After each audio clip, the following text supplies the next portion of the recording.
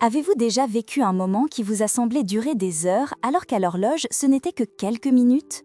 Ou des semaines qui ont filé en un clin d'œil, vous laissant perplexe quant à l'heure exacte du temps?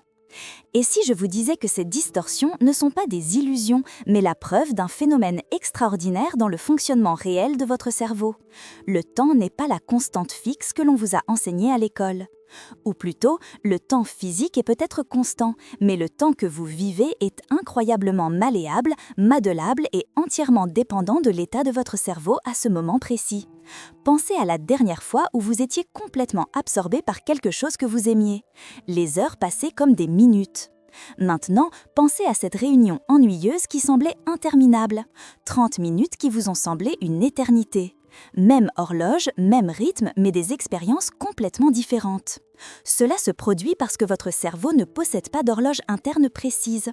Il construit plutôt votre perception du temps en fonction de multiples facteurs: l'attention, l'émotion, la nouveauté, la mémoire. Les neuroscientifiques ont découvert qu'une même durée objective peut être perçue comme rapide ou lente selon la façon dont votre cerveau traite l'expérience. Et c'est là que cela devient vraiment intéressant.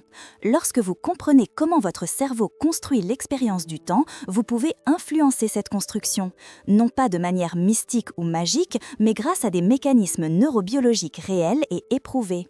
Cela a de profondes implications pour la transformation personnelle. Si vous avez l'impression de ne pas avoir le temps de changer, qu'il vous faudra des années pour devenir la personne que vous souhaitez être, que vous êtes en retard dans la vie, ce ne sont pas des vérités objectives, ce sont des constructions cérébrales basées sur la façon dont vous traitez l'expérience temporelle. Le sentiment d'être coincé dans des schémas depuis si longtemps que vous ne pouvez pas changer, c'est une mémoire temporelle déformée. La croyance que le changement prend trop de temps, c'est une attente temporelle façonnée par les expériences passées. L'anxiété face à l'avenir, c'est une simulation temporelle créée par votre cortex préfrontal. Et, plus fascinant encore, votre cerveau peut comprimer ou élargir l'expérience du temps de manière à accélérer ou ralentir les transformations réelles. Dans les prochaines minutes, je vous montrerai précisément comment cela fonctionne et comment exploiter la neurobiologie de la perception temporelle pour créer des changements impossibles dans des périodes impossibles. Les neurosciences de la perception temporelle révèlent une chose surprenante. Nous ne ressentons pas le temps directement. Notre cerveau le construit instant après instant grâce à de multiples systèmes neuronaux suivant en désaccord. Le docteur Warren Meck, neuroscientifique à l'université Duke, a découvert que nous n'avons pas d'horloge cérébrale unique. Au contraire, nous disposons de multiples systèmes de chronométrage répartis dans tout le cerveau. Le cervelet gère le chronométrage à la milliseconde près pour des mouvements précis. Les noyaux gris centraux contrôlent le chronométrage à la seconde près pour le rythme et les schémas. Le cortex préfrontal gère le chronométrage à la minute près pour la planification. Et l'hippocampe traite le chronométrage à l'heure près grâce à la mémoire épisodique. Ces systèmes créent différentes horloges que votre cerveau doit intégrer pour une expérience temporelle cohérente. Or, cette intégration est imparfaite, ce qui crée les distorsions que vous ressentez. Les recherches du Dr David Eagleman du Baylor College of Medicine montrent que l'attention dilate ou comprime littéralement le temps expérientiel. Lorsque vous êtes attentif, votre cerveau traite davantage d'informations par seconde, créant une sensation de temps étendu. En mode automatique, il en traite moins et le temps semble s'accélérer. Cela explique pourquoi l'enfance semble durer des décennies et que l'année dernière est passée comme un éclair. Les enfants sont constamment à la recherche de nouveautés, les adultes fonctionnent en mode pilote automatique. La dopamine, un neurotransmetteur, accélère ou ralentit l'horloge interne. Les recherches du docteur Joseph Patton au Centre Champallamouth des Arts de la Sande montrent qu'une augmentation de la dopamine donne l'impression que le temps passe plus vite, tandis qu'une diminution de la dopamine donne l'impression que le temps s'éternise. Cela a d'énormes implications. En cas de dépression, avec un faible taux de dopamine, le temps s'éternise. En cas d'amour ou d'excitation, avec un taux élevé de dopamine, le temps file. Ce n'est pas une métaphore, c'est de la neurobiologie. La docteure Claudia Hammond, psychologue et auteure de Time Warped, a découvert que nous estimons le temps passé en fonction du nombre de souvenirs distincts que nous formons. Plus de souvenirs signifie la sensation d'une période plus longue. Moins de souvenirs signifie la sensation que le temps a passé vite. Rétrospectivement, une semaine de vacances remplie de nouvelles expériences paraît longue. Une semaine de routines identiques s'efface des mémoires. Votre cerveau ne traite pas le temps de manière continue. Le docteur David Bueno-Mano de l'UCLA a démontré que la conscience temporelle est constituée d'instantanés discrets, environ 3 par seconde, que le cerveau assemble pour former un récit continu. Entre ces instantanés, il y a des intervalles, des moments dont nous sommes littéralement inconscients. Mais le cerveau vous les masque, créant l'illusion d'un flux continu. L'implication cruciale est la suivante. Si le temps est une construction neuronale et non une réalité objective et fixe, alors en modifiant la façon dont votre cerveau traite l'expérience, vous modifiez votre rapport au temps. Et en changeant votre rapport au temps, vous modifiez les possibilités de chaque période. Vous n'êtes pas prisonnier d'une chronologie fixe et linéaire. Vous naviguez dans un paysage temporel modelable, créé instant après instant par votre propre cerveau. Différents états de conscience créent différentes expériences du temps. Comprendre cela donne accès à des cadres temporels mentaux qui facilitent des transformations spécifiques. Dans l'état temporel chronologique, lorsque votre cerveau est en onde bêta de 13 à 30 Hz, avec un cortex préfrontal actif et une attention focalisée sur l'extérieur, vous vivez le temps de manière linéaire et séquentielle, avec une séparation claire entre le passé, le présent et le futur. Ceci est utile pour la planification et l'organisation, mais présente des limites pour la transformation, car cela renforce le sentiment que le changement prend du temps de manière linéaire, crée une anxiété quant à combien cela va prendre et vous enferme dans un récit temporel rigide. Lorsque vous pensez « il me faudra 10 ans pour construire la carrière que je souhaite », cela devient une prophétie autoréalisatrice, car vous percevez chaque jour à travers cette lentille temporelle. Dans l'état de temps élargi, avec des ondes alpha de 8 à 12 Hz et un réseau en mode par défaut actif, vous vivez un présent élargi, avec une moindre conscience du temps qui passe et des frontières moins rigides entre passé, présent et futur. Cela se produit lors de méditations légères, de contemplation, de promenades en nature et de rêveries créatives. Dans cet état, le cerveau est plus ouvert à la réorganisation des récits temporels. On peut revoir les souvenirs passés et réfléchir au futur possible sans le poids de l'émotion du mode bêta. Une étude du Dr Judson Brewer de l'Université Brown montre que les méditants expérimentés ressentent une sensation de temps infini, non pas parce que le temps s'est arrêté, mais parce que le cerveau a quitté le mode obsessionnel de suivi du temps. Dans l'état de flow, avec une transition d'alpha à θ entre 4 et 8 Hz et une désactivation partielle du cortex préfrontal dorsolatéral, les heures paraissent des minutes, avec une absorption totale dans le présent sans conscience d'un soi distant observant le temps passé. Le docteur Mihaly Csikszentmihalyi, qui étudie le flow depuis décennies, a constaté que les personnes en flow rapportent que le temps a disparu. Sur le plan neurologique, cela se produit parce que les régions cérébrales qui suivent le temps sont temporairement moins actives. Le flow accélère l'apprentissage réel.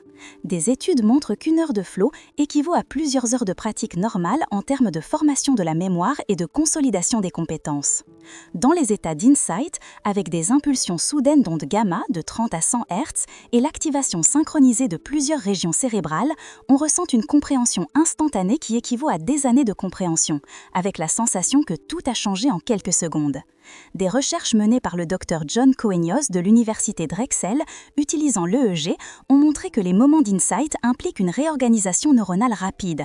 Le cerveau établit des connexions en quelques secondes, ce qui prendrait normalement beaucoup plus de temps.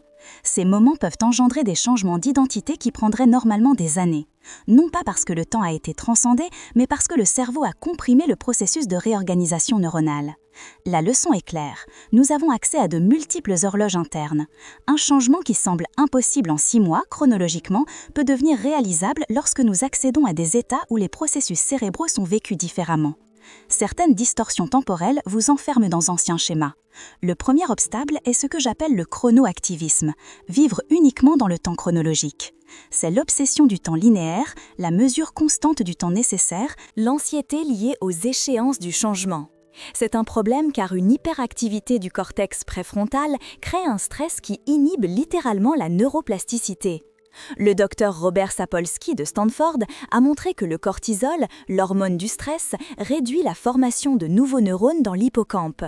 Lorsque vous vous inquiétez constamment du temps que cela va prendre, vous activez un système nerveux sympathique dit de combat ou fuite qui est à l'opposé d'une profonde réorganisation neuronale.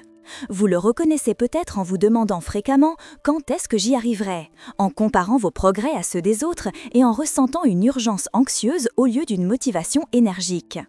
Pour surmonter cela, entraînez-vous à désactiver le chronomètre. 20 minutes par jour sans compter le temps. Pas de vérification de l'heure, pas de souci d'échéance, juste être. Le deuxième obstacle est le biais de persistance temporelle, c'est-à-dire la tendance à supposer que les schémas passés prédisent l'avenir. Il m'a toujours fallu X temps pour changer Y, donc il me faudra à nouveau X temps. Cela crée une prophétie autoréalisatrice. Les attentes temporelles influencent directement la vitesse réelle du changement. Les recherches du Dr Carol Dweck sur les mentalités fixes et les mentalités de croissance montrent que les personnes qui croient que les capacités sont fixes gèrent le temps différemment de celles qui croient au changement. Le troisième obstacle est l'amnésie du progrès, l'incapacité à enregistrer les changements progressifs car le cerveau normalise rapidement les nouveaux schémas. On oublie qu'on change, on a l'impression que le temps passe et que rien ne change et on abandonne avant que la transformation ne s'installe. Cela se produit parce que le cerveau est une machine à prédiction. Une fois qu'un nouveau schéma devient familier, il cesse de le considérer comme nouveau et on perd la notion du progrès temporel. La solution réside dans la documentation externe, photos, vidéos, journal intime. Votre cerveau peut oublier le changement, mais les preuves externes ne mentent pas. Le quatrième obstacle est le télescopage temporel. Les événements récents semblent plus lointains qu'ils ne le sont et les événements lointains semblent plus récents. Cela fausse votre perception de la trajectoire et de la progression, vous amenant à sous-estimer vos progrès et à surestimer le temps dont vous disposez, ce qui engendre une impatience et une procrastination prématurée. La solution réside dans un suivi objectif et régulier en temps réel grâce à des applications de suivi des habitudes et des calendriers visuels de progression, ancrant ainsi la perception subjective dans la réalité objective. Voici maintenant des méthodes pratiques pour travailler consciemment avec la perception temporelle et accélérer la transformation réelle. La première technique est la pratique de l'expansion temporelle. Entrez délibérément dans des états de conscience où l'expérience du temps s'élarge, permettant plus de vie dans un laps de temps plus court. Cela fonctionne car lorsque le cerveau traite davantage d'informations par unité de temps, on ressent une plus grande richesse temporelle, ce qui crée un sentiment de vivre plus longtemps et facilite la formation de souvenirs distincts qui, rétrospectivement, rendent la période plus longue et plus significative. Pour ce faire, choisissez une activité qui requiert une attention totale mais qui ne soit pas stressante. Pendant 20 à 30 minutes, engagez-vous à tout remarquer, texture, son, sensations corporelles, micro-changements. Lorsque votre esprit s'égare, revenez doucement à la conscience détaillée. Faites-le au moins 3 fois par semaine. Par exemple, faites une promenade de 30 minutes où vous remarquerez consciemment 100 détails différents. Chaque arbre, chaque chant d'oiseau, chaque changement de température. Votre cerveau traitera plus d'informations qu'en marchant en mode automatique, créant ainsi des souvenirs plus riches. Résultat, les semaines vous paraîtront plus riches. Vous aurez l'impression de vivre pleinement, ce qui atténuera la sensation que le temps file sans que vous en profitiez. La deuxième technique est la révision temporelle. Elle consiste à reprogrammer le rythme d'évolution de la mémoire grâce à un processus structuré de révision des changements passés. Cela fonctionne car la mémoire est reconstructive et non un enregistrement parfait. Chaque fois que vous accédez à un souvenir, vous le reconstruisez et pouvez le reconstruire différemment. Les recherches du Dr Karim Nador de l'université McGill montrent que les souvenirs deviennent malléables à chaque activation. Pour ce faire, choisissez un domaine dans lequel vous avez déjà changé, même s'il s'agit d'un changement mineur. Notez la date de début et la date d'établissement du changement. Calculez sa durée réelle, souvent plus courte que dans vos souvenirs. Listez 5 à 10 micro-changements survenus durant cette période. Notez consciemment que vous avez changé plus vite que prévu. Répétez l'opération avec 3 à 5 changements passés différents. Cela reprogramme votre intuition temporelle subconsciente et votre cerveau apprend que vous changez plus vite que ce que l'ancien récit suggérait. La troisième technique est le timeboxing transformationnel. Créez des conteneurs temporels ciblés où vous entrez dans un état de conscience optimal pour un changement spécifique. Le paradoxe de la contrainte temporelle montre que lorsque le temps est limité, le cerveau se concentre intensément, créant une densité d'expérience qui accélère l'apprentissage. Pour ce faire, choisissez le changement ou la compétence que vous souhaitez développer, identifiez votre état de conscience optimal, créez un conteneur de 25 à 50 minutes où vous travaillerez uniquement sur ce changement. Utilisez des techniques pour induire cet état optimal, comme la respiration, la musique et un environnement adapté, et protégez-vous absolument des interruptions. Faites cela 4 à 6 fois par semaine et non quotidiennement car le cerveau a besoin de consolidation. La quatrième technique est l'ancrage de l'identité future, une visualisation neurologique qui comprime la transition identitaire. Cela fonctionne parce que le cortex préfrontal ne fait pas la distinction entre une expérience imaginée et une expérience réelle. En vous répétant de manière vivante à être une version future de vous-même, vous activez les mêmes réseaux neuronaux qui seraient actifs si vous étiez réellement cette version. Pour ce faire, le matin, avant vos activités quotidiennes, consacrez 10 minutes à fermer les yeux, prenez 3 respirations profondes et visualisez une version de vous-même dans 6 mois ayant déjà intégré le changement souhaité. Ne visualisez pas les circonstances, visualisez comment cette version gère l'expérience. Demandez-vous comment cette version de vous-même réagirait à une situation spécifique aujourd'hui. Pendant la journée, au moment clé, demandez-vous ce que ferait votre version future. Soyons clairs sur la relation entre le temps chronologique et le temps expérientiel. Tous deux sont importants, mais de manière différente. Un véritable changement neuronal nécessite un temps chronologique minimal. Il n'existe pas de raccourci vers la consolidation synaptique. On peut l'accélérer par une pratique ciblée, mais on ne peut pas ignorer les étapes biologiques. La potentialisation à long terme, le renforcement des synapses, nécessite 30 à 90 minutes de pratique. La consolidation de la mémoire nécessite 6 à 8 heures, principalement pendant le sommeil. La myélinisation, l'isolation des neurones, prend des semaines, voire des mois. La réorganisation structurale nécessite au moins 3 à 6 mois. On ne peut pas pirater ces processus par l'état d'esprit. Ils sont biologiques et nécessitent du temps physique. Mais la façon dont vous vivez cette période peut varier considérablement. Quelqu'un qui attend avec impatience le changement, surveillant constamment les progrès, frustré par la lenteur, passe 6 mois chronologiques qui, d'après son expérience, semblent une éternité pénible, avec une forte probabilité d'abandonner avant que le changement ne s'installe. Une autre personne, engagée dans le processus en flux régulier, présente à l'expérience, passe les mêmes 6 mois chronologiques qui, d'après son expérience, passent vite, surprise que le temps soit déjà venu, avec une forte probabilité d'achever le cycle de changement. Les deux ont pris 6 mois chronologiques, mais le premier a davantage souffert et a moins de chances de réussir, tandis que le second a davantage apprécié et a plus de chances de persévérer. En utilisant les techniques de ce contenu, vous pouvez vous attendre à ce que, chronologiquement, les premiers changements de schéma se produisent au cours des mois 1 et 2. Expérimentalement, cela peut sembler long si l'on vérifie de manière obsessionnelle ou rapide si l'on est absorbé par le processus en se concentrant sur l'établissement de pratiques et l'adoption d'un rythme. Au mois 3 et 4, chronologiquement, la consolidation de nouveaux circuits se produit. Expérimentalement, les moments de fluidité augmentent et le temps semble s'écouler différemment, l'accent étant mis sur la profondeur plutôt que sur la nouveauté. Au mois 5 et 6, chronologiquement, le changement devient plus automatique. Expérimentalement, on est surpris par l'ampleur des changements et rétrospectivement, la période semble à la fois longue et rapide, axée sur l'intégration et l'expansion.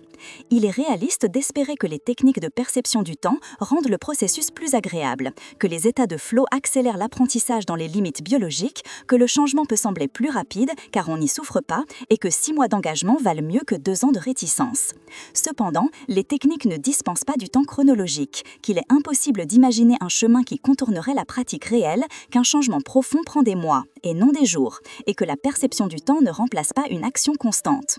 La vérité paradoxale est que plus on essaye d'accélérer le changement par l'anxiété temporelle, plus il paraît lent et plus on risque d'abandonner. Plus on entretient une relation saine avec le temps, en respectant la nécessité de la durée chronologique tout en modulant l'expérience émotionnelle de ce temps, plus il paraît rapide et plus il risque de perdurer. Il ne s'agit pas de tromper le temps, il s'agit de changer sa relation avec lui, tout en respectant la réalité biologique. Nous avons atteint le point où la compréhension devient liberté.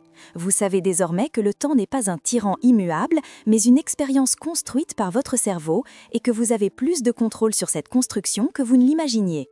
Votre cerveau ne possède pas une horloge unique, il possède de multiples systèmes de chronométrage qui créent une expérience temporelle malléable.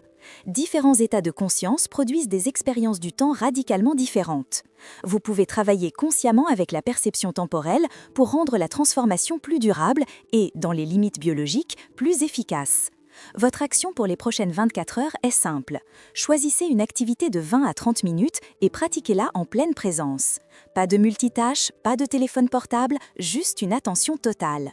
Remarquez comment votre perception du temps change lorsque vous êtes pleinement présent. Cela peut être un repas pris avec une attention totale, une promenade en observant 50 détails ou plus, une conversation où vous écoutez simplement sans réfléchir ou un travail créatif en flux intentionnel. Une seule fois, remarquez la différence. En 30 jours de pratique régulière de la conscience temporelle, vous constaterez que les semaines ont plus de sens, que l'anxiété liée au manque de temps diminue, que vous serez surpris des progrès accomplis et que le changement vous semblera moins intimidant car le calendrier est moins oppressant. En 90 jours, votre rapport au temps aura fondamentalement changé. Vous aurez la preuve empirique que le temps est malléable et une transformation qui semblait auparavant impossible dans un laps de temps donné deviendra possible. La vérité ultime est la suivante. Le temps chronologique est réel. On ne peut ignorer la nécessité de la durée pour le changement biologique. Mais être prisonnier de l'anxiété temporelle est optionnel. Souffrir du temps de transformation est optionnel. Se sentir manquant de temps est optionnel. Ce sont des constructions neuronales que l'on peut modifier, non pas par la pensée magique, mais par la compréhension et la pratique de techniques neurologiquement fondées. Vous ne contrôlez pas la vitesse de rotation de la Terre. En revanche, vous avez un contrôle surprenant sur la façon dont vous percevez le passage du temps. Et cette distinction fait toute la différence entre une transformation douloureusement lente et une transformation fluide. Le temps n'est pas votre ennemi. Votre rapport anxieux au temps l'est, et ce rapport peut changer dès aujourd'hui. Si ce contenu vous a interpellé, laissez un commentaire sur le domaine de votre vie où vous avez l'impression de manquer de temps ou que le changement prendra trop de temps. Et abonnez-vous pour continuer à explorer comment les neurosciences peuvent transformer votre vie de manière concrète et mesurable. De toute façon, votre cerveau déforme déjà le temps. Vous savez maintenant comment l'utiliser à votre avantage.